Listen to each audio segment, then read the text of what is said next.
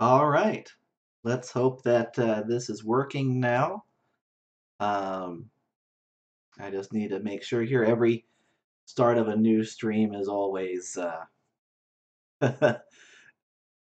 always me messing around with recording bit and making sure that you have um, access. Let's see. Let's make sure I go to my channel page here. That way I can give you a link that's just to this video. Um, where do I go to my channel page? This is disconcerting. They've changed the interface on me. I have not, fair warning, I have not taught this class online for, oh, well, I mean, it's been a semester and a half. Last time I taught was a 5-week section in the fall, and that's, almost 10 months. So they changed a fair bit on me, and of course I had my little mic problem earlier caused by the dog, although I still love the dog. It was an old microphone, it's just 7 years old. So it was time for a new one. Caused by the dog. Okay, Streamception with the audio there. I'll just stop that there, but now I have the link. Let's go to the announcement page. I don't necessarily expect anyone to watch these live broadcasts. Again, this is a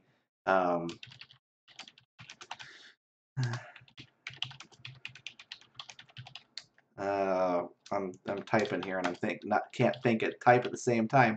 Again, this is an asynchronous online class, which means you don't have to be um, anywhere at any particular time in order to get the material. And that's one reason why I'm so chill about things that happen today. It's not really a big deal. No one needs to um, worry if things are a little late on my end, at least until grades are due, of course. But I've never been late on that.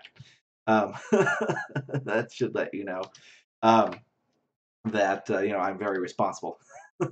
um, I've got 2 sections that need this link today. Kind of unusual. I need to make sure that I emailed it to everybody as well. Okay.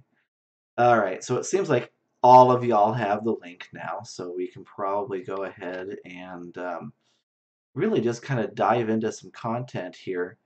Oh, I need to keep this tab open because that's our chat window in case somebody wants to chat. Yeah, so we'll leave that. We'll leave that there. Okay, so let's start today with going over some commonly asked questions that I've fielded over the week. Let's get rid of this lovely. I can't take credit for this wallpaper. It's not mine. It was something I just found um, on the internet. I also apologize again for any audio issues.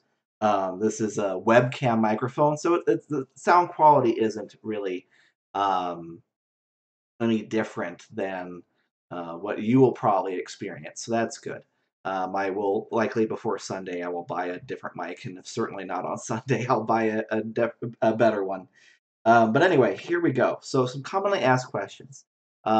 These are very typical questions that, by the way, so those of you who have been emailing me or asking in the forum should not feel alone. These are typical, usual questions.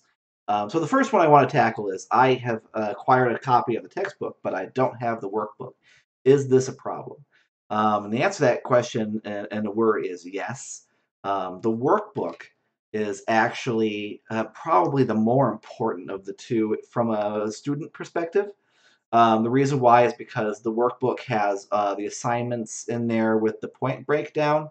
It has the rubrics in there, and I really, as an instructor, depend on you. I mean, we'll go over the rubrics and the assignments, of course, on video and stuff, but after those videos are over, it becomes a chore to kind of watch through it again. It's nice to have those available.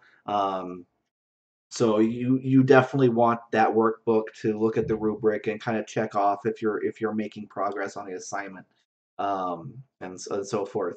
It also includes some outline examples, including a general outline and some specific outlines for the specific speeches we'll go over, and that's not in the textbook. The textbook Will explain what an outline is. It'll explain what a good outline looks like. It will not have an example. The textbook is also depending on the workbook to provide you with examples.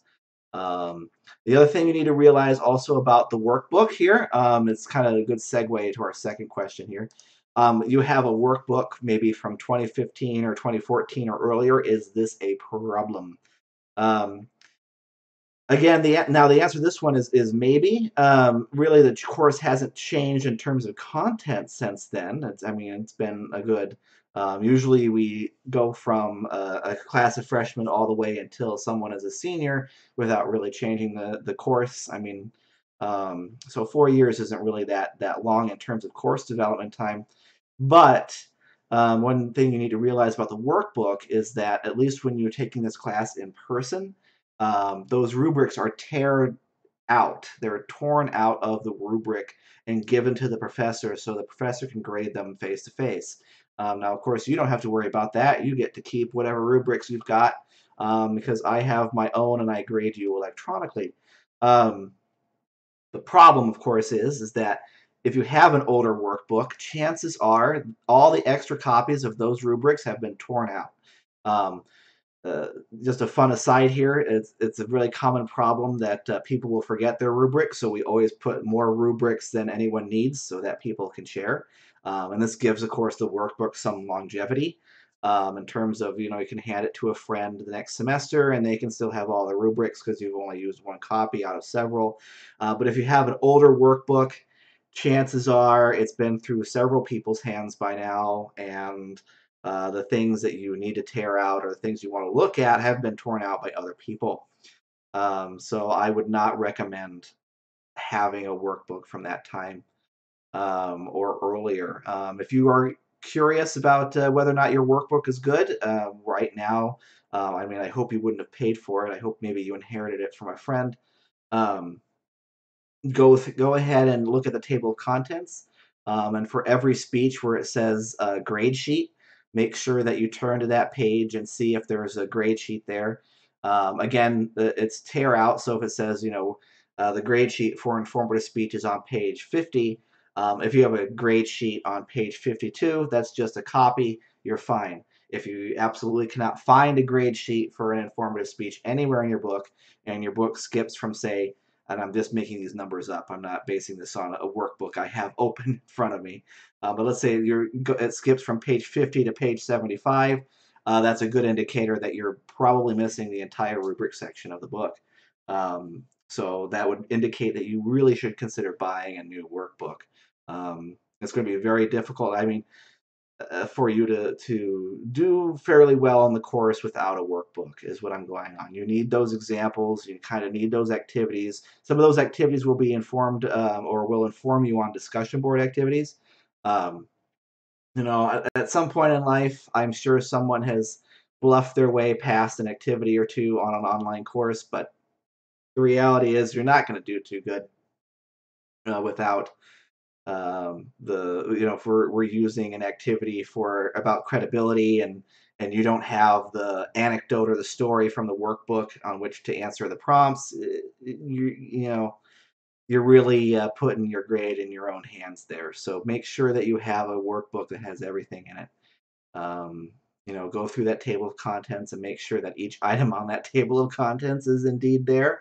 Again, there are often copies, especially of the rubrics, so don't worry if the page numbers don't match up with the table of contents, but at least every header should be there somewhere. If it's not, then you might need a new workbook. And of course, I'll be able to answer any questions you have about your purchase in particular. But of course, I've been advising all week that you really should consider um, buying one um, new if you can afford it. Okay, so the next one is how long will the speeches be? This is one I've gotten across my email pretty frequently. And of course, the answer is that it varies. Generally, speeches start out short and then they end long. And that can be somewhat of an issue in terms of file upload. Um, the last speech is 8 minutes long. That's the maximum. Okay, you should cut yourself off. And that's another thing, that the speech is not a. When I say this speech is like 4 to 6 minutes, The 4 is maybe a minimal, and the 6 is a maximum. If you find yourself going way over 6 minutes, um, that is not necessarily extra credit zone. That is I need to stop zone. Um, so, of course, with a nice thing about an online course, an advantage that you have is um, that you can basically do your speech over and over and over as long as the deadline hasn't passed yet, and you just send me the best copy. Other students in the in-person section don't get that ability, so that doesn't necessarily mean I expect more of you. But if you're looking at your recording and it's the maximum time is say 3 minutes here is in the preview of what's going to happen next. And you're like at 4 minutes and 30 seconds, that means, oh man, I have to cut something. Um, stop your recording, cut what you think needs to be cut, um, and try again for that 3 minute maximum. It's not like it's a hard maximum. I mean, if it's like 3 minutes and 10 seconds, that's fine. If it's 1 minute and 50 seconds here for the lower boundary of 2 minutes, that's fine. I'm not going to freak out. But if you go on for 20 seconds in a 2 minute speech, that is an issue. If you go on for 4.5 minutes in a 3 minute speech, that's an issue. So that's kind of my general answer there. Your workbook has some details about like the penalty per point per second over. Um, I don't necessarily follow that in terms of being so. How do I put this so I don't sound like I'm putting any one of my colleagues down? I'm not so finicky about stuff like that. Now, I will follow that policy in terms of things that are grossly over. So, again, a 3 minute maximum speech and you've gone on to 3 minutes and 45 seconds, I will use the penalties gone over in the workbook grading section for whatever that speech is. But if it's like, again, technically, if it's 3 minutes and 1 second, I'm supposed to assess a penalty, I will not because I feel like that's just kind of silly. But it gets to a certain point. The reign's got to start somewhere, and a good thing to say is that if you're at like say if it's 3 minute maximum and you're at 3:15, and you've not indicated that you're going to stop, then that you're probably going to lose points. That's why it so behooves you in this class at least that you can actually stop your speech, redo it, and I'll never know that you were over the limit. In any case, that's kind of how long speeches will be. How often will we do speeches? The goal is to go through one speech a week if you are in the 5 week section. And if you are in my 10 week summer section, um, we will do speeches about once every week and a half. And that's because you will get to do other material in addition to that. Now, everybody, regardless of how long the course is, will achieve the learning objectives, and we will do all the required speeches for everybody. That you're not necessarily missing a lot of content if you're in the 5 week section, but there will be probably by probably I mean certainly be other activities that will be in the 10 week section that aren't necessarily featured in the 5 week section. It's kind of like the difference between a class that where the professor evaluates you based on the content of your midterm and exam versus the next class where the professor has you do a reading assignment every week and grades you based on those. Um, it's not really a different course. It's just kind of a different grading scheme to fit in with the time frame. So everybody will end up walking through the same speeches, the same content, the same academic stuff. It's just that if you're in a 5 week section, your grades are going to be mostly based on the speeches. Whereas in a 10 week section, you're going to have a few extra assignments to kind of pad out um, the speeches a little bit. So it's different, but it's the same. So the fifth question I usually get is, how do I record a video? So I would like to go over that really briefly. Um, Now, I know a lot of you indicated that you use iMovie, and that makes a lot of sense. There's a lot of programs at Ball State that require a MacBook or some other kind of Mac laptop. So a lot of you are familiar with iMovie. Ironically enough, I am not familiar with it. The Apple device they gave me was a iPad, and I really don't record video on it. So I'm really not sure how iMovie works. I could help you troubleshoot it if I need to, because there are just certain terminology and parts of video programs that are universal. But if you have a Windows machine, there's a good number of you that do. Um, or if you're looking for something that's just not iMovie, or you want to use something that the professor is familiar with, then I recommend, and this is where we open up our, yeah, open up our window here. Um, the OBS program called OBS Studio, and it stands for Open Broadcaster Software. You can find it simply by just typing in OBS into Google, and it's the first thing that pops up. And if you just click on it, it takes you right here. You choose the correct, whatever program fits your operating system. Download it. I'm not going to because I already have it. And you open it up, and that'll bring you to a window that's kind of like this. There's going to be a little streamception here, but this is what the recording studio program looks like, and it's really easy to start recording your own video. You just kind of right click here under sources, they add a source. You want a video capture device. Of course, I'm assuming you either have a webcam already plugged in and set up. That's an important step. Make sure you have a web camera, it's plugged in, and you've got the software that runs the camera working. I guess that's step 0, and downloading this program is step 1. Um, and so, yeah, you want to say create new video capture device. Doesn't matter what you label it. You can label it, whoop-de-doo if you wanted to. Um, doesn't matter. This is the important part, hi. And this shows you a little preview of what the camera looks like. You notice that the resolution FPS type is device default.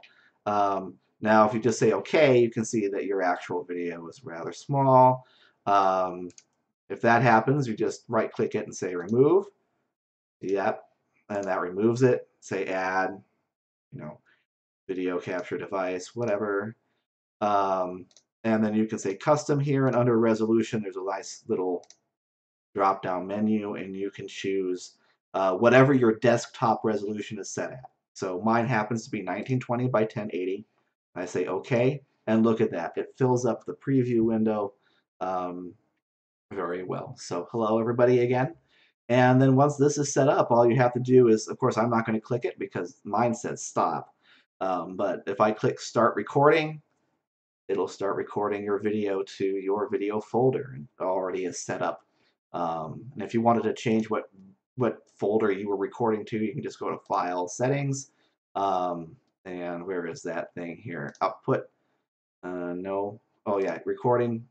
And it'll have a recording path here that you could then choose. Of course, I can't choose it because I am running right now, but that's how you would change that. All right, and that's kind of it in a nutshell. After you record your video, you hit stop and you upload it to Blackboard, which we will cover on a different day. It's really easy. It's click and drag, but I don't have a place for us to upload yet, so I'll do that with you another day.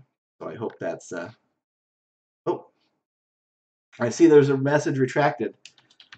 Hello. I don't know what that message was. I'm sorry. I had this window here covering up what we were doing. Okay, so you don't need to see me anymore. We can go back to the far more entertaining window here. Okay, so that again, that's just a kind of a quick way to get something going if you have no idea how to record a video. OBS Studio, it's free. It goes on any Windows, Mac, or Linux. I don't think anyone has Linux in here. I haven't checked the survey actually since before noon, but in any case, if there's anything, it'll go on any machine, and it's fairly easy to use there as long as you aren't doing anything too fancy with it.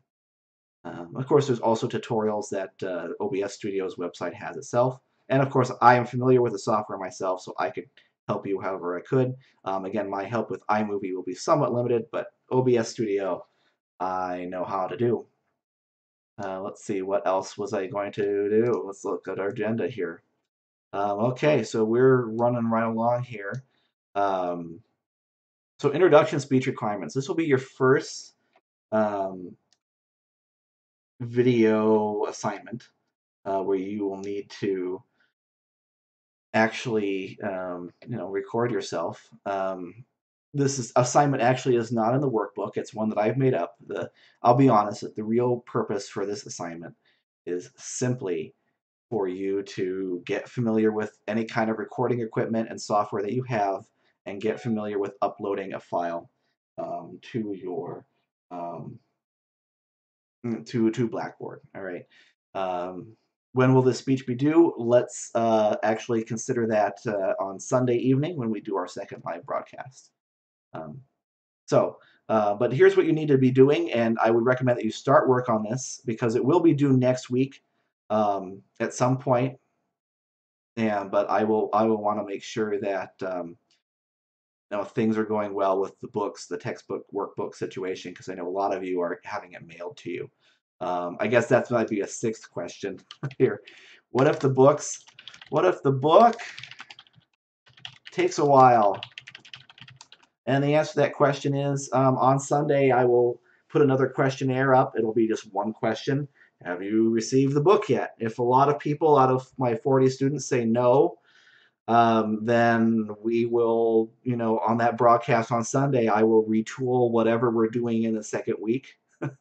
There will be things for us to do that don't require the textbook, so there's no real worries there. I just need to have that information. So do take that single question questionnaire very seriously.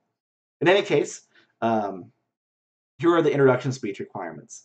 I would like for you to tell us your name, your major, your favorite subject, or your favorite subject. I know some of you haven't declared a major yet. Many of you might be taking this course straight from high school, and it's your first summer course, or maybe among your first summer courses. So if you haven't declared a major, just tell us your favorite subject. I have a pretty good sense of humor, so if recess or lunch is your favorite subject, I will humor you on that. And second question is, why did you choose Ball State? There is an answer that I won't humor for this one, and that answer is because Indiana University did not accept me.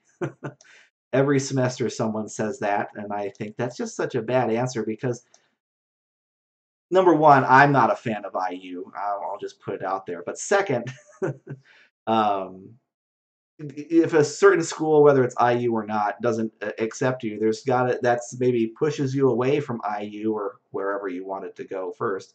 But what made you gravitate towards Ball State? And that's really what I really want to know.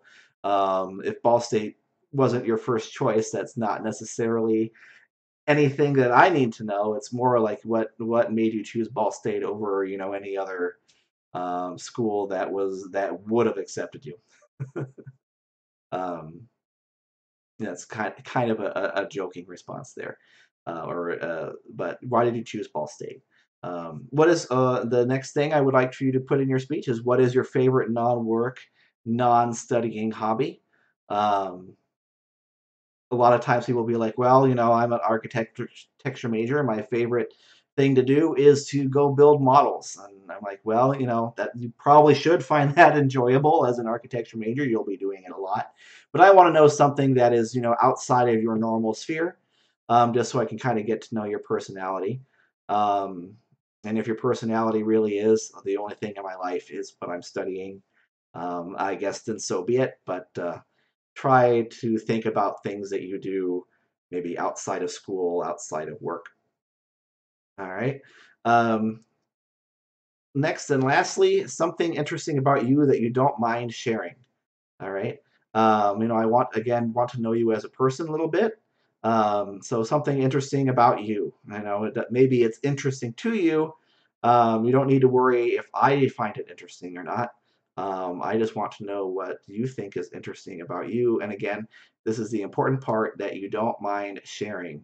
All right. I'm sure there's all kinds of interesting things out there that people might mind sharing. Do not. I'm relying on you to edit yourself here. Um, I've never really gotten a student reveal something inappropriate about themselves, but I always give this little speech here that you should not mind sharing it if this is something that you want another person to know. I'm not forcing you to divulge anything personal that goes beyond a normal relationship with a professor. All right, just something interesting about you, like last summer I went to China or whatever. Um, nothing too soul searching there. Try to spend a couple sentences answering each item.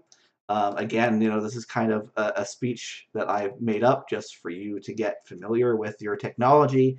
I'm not looking for a really well developed, wow, that was the best introduction I've ever seen type speech. It's more just to get you to talk on the camera for about a couple minutes, 2 to 3 minutes, so that you get a sizable video recorded that you can then upload to Blackboard as kind of a practice speech. It allows me to see what your speaking skills are without giving you really any instruction. Again, this is a skills-based course, so kind of like how a football coach might ask you to throw the ball before he gives you any coaching. I kind of see myself in a similar role in that as a speaking instructor, I did want to see what you do as a public speaker without really giving you any instruction, to kind of see where you're at, see what instruction you might need, so that I can take you from where you are to where you need to be. And I know that we're all going to start at different places. But in any case, that's the purpose of this assignment. Just kind of answer these questions in a couple sentences if you can. Again, 2 to 3 minutes is not that long. I feel like I've only been here for 5 minutes, and I see that I've actually recorded 26 minutes of video. um, so with that, I'll take any questions that are in the chat. I notice that there are about 4 people watching it. That's a good question. I'm going to try here. Igia, we will submit this speech next week. The reason why I'm so ambiguous about when we're going to upload it is because I want to make sure that everybody has the textbook and workbook, because that is super priority right now. Once you receive the textbook, you should start reading chapter 1. And this is really something also to do while you don't have your textbook, or if you've already finished the reading in the textbook. Um, it's the first week is kind of less busy. So if it turns out that no one has their textbook by Sunday, then this introduction speech I mean it will be due sooner than if people do have their textbook. Does that kind of make sense? The textbook and the learning in there is my priority right now, but if it turns out that people just can't get their hands on it, then we'll rotate this to the front of your work queue and rotate the workbook back. Um, Similarly, if you have your workbook. So in other words, it's probably going to either be due like next Wednesday, all right, 7 days from now, or it might be due, say, next Sunday. Those are kind of the two options, and it just I really need to just wait and see what the textbook situation is. So that seems hopefully that answers your question. I know that's not really an answer, but that's what we'll do. And again, we'll go over the process of how to upload the video next week, because there are a couple options to that depending on your comfort level. And I don't want to inundate you with a lot of information already. On Sunday, our Sunday's broadcast is going to go over some academic content that'll be less focused on FAQs and more focused on communication theory and stuff like that. So it'll be more like, yeah. All right. So like, I hope you found that useful. So again, is there anyone else that's watching that would like to ask a question? I will wait just a few moments here.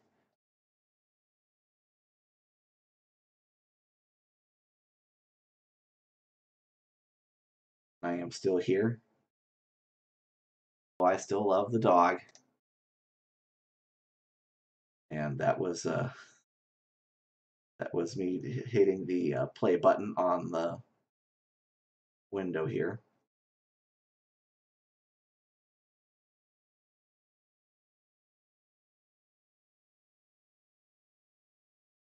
All right, well, it doesn't seem like anyone's typing into the chat. So again, if you have any other questions outside of this video, be sure to let me know. I will be hanging around in the chat room for just a few minutes in case you're wanting to chat back and forth, but I think it's pretty safe for me to stop the broadcast here. So again, thank you so much for watching. Those of you who were here, 4 people watching is actually pretty high.